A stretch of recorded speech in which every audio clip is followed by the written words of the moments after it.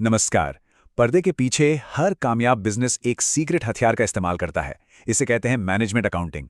ये वो अंदरूनी गाइड है जो कंपनियों को सबसे स्मार्ट फैसले लेने की ताकत देती है। चलिए आज इसी रहस्य को समझते हैं। अच्छा, कभी ये सोचा है कि कोई भी कंपनी अपने प्रोडक्ट की एकदम सही कीमत कैसे तय करती है? सुनने में ये सवाल बड़ा सीधा लगता है, पर इसका जवाब उतना आसान है नहीं। ये तो एक मिलियन डॉलर सवाल है। आइए आज इस पूरी प्रक्रिया के अंदर झांक कर देखते हैं। इस सवाल का जवाब खोजने के लिए हम एक काल्पनिक प्रोडक्ट का सफर देखेंगे। चलिए इसे विजेट ए नाम देते हैं और इसी के जरिए हम कीमत तय करने की पूरी कहानी को समझेंगे। देखिए, इस सवाल का जवाब अकाउंटिंग की दुनिया में ही छिपा है, लेकिन यहाँ एक ट्विस्ट है। अकाउंटिंग के ना दो बिल्कुल अलग अलग चेहरे होते हैं और दोनों का मकसद एक दूसरे से पूरी तरह अलग होता है। तो इन दोनों के बीच का फर्क समझना बहुत जरूरी है। एक तरफ है फाइनेंशियल अकाउंटिंग, ये समझिए कंपनी का रिपोर्ट कार्ड है जो बाहरी दुनिया को दिखाया जाता है, जैसे इन्वेस्टर्स को, सरकार को। ये बस बीती हुई बातें बताती हैं। और दूसरी तरफ है मैनेजमेंट अकाउंटिंग, जो पूरी तरह से कंपनी की अंदरूनी बात है। इसका फोकस भविष्य पर होता है और ये मैनेजर्स को फैसले लेने के लिए जरूरी जानकारी देती है। तो इसका मतलब ये हुआ कि हमारे कीमत वाले सवाल का जवाब मैनेजमेंट अकाउंटिंग में ही मिलेगा।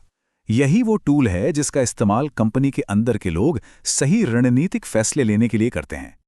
तो आखिर मैनेजर्स के पास ऐसे कौन से खास उपकरण होते हैं? चलिए अब उन तकनीकों पर एक नज़र डालते हैं जो मैनेजमेंट अकाउंटिंग उन्हें अंदरूनी विश्लेषण के लिए देती है।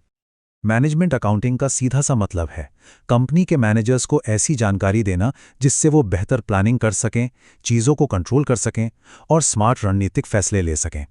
मतलब ये सिर्फ नंबरों का खेल नहीं है, बल्कि उन नंबरों से सही मतलब निकालने की कला है।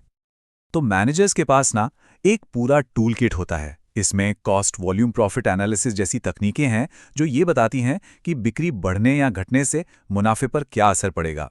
और एक होता है ब्रेक इवन एनालिसिस, जो बताता है कि भाई कम से कम कितने प्रोडक्ट बेचने हैं ताकि कोई नुकसान ना हो। ये टूल्स अंदाजों को हकीकत में बदल देते हैं।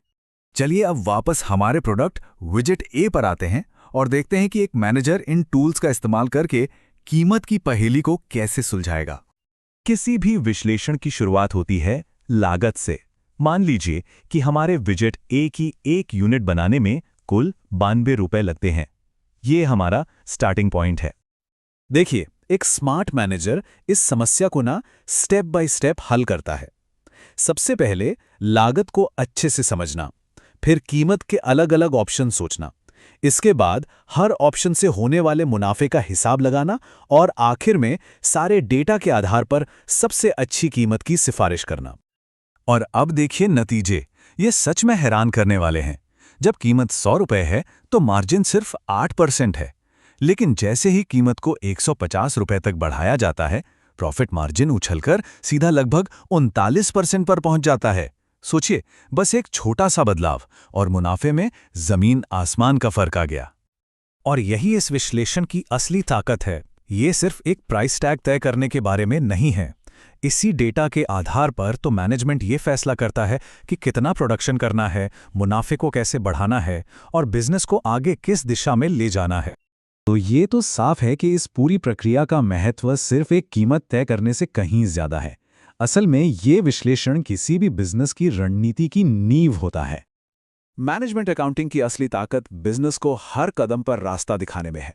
ये बताती है कि कौन से प्रोडक्ट ज़्यादा फायदेमंद हैं, कहाँ पैसा लगाना समझदारी है और परफॉर्मेंस को कैसे और बेहतर बनाया जा सकता है। सही मायनों में यही अंदरूनी डेटा पूरे बिजनेस को चलाता है। तो आज की सबसे बड़ी सीख ये है, मैनेजमेंट अकाउंटिंग सिर्फ हिसाब किताब रखने का नाम नहीं है।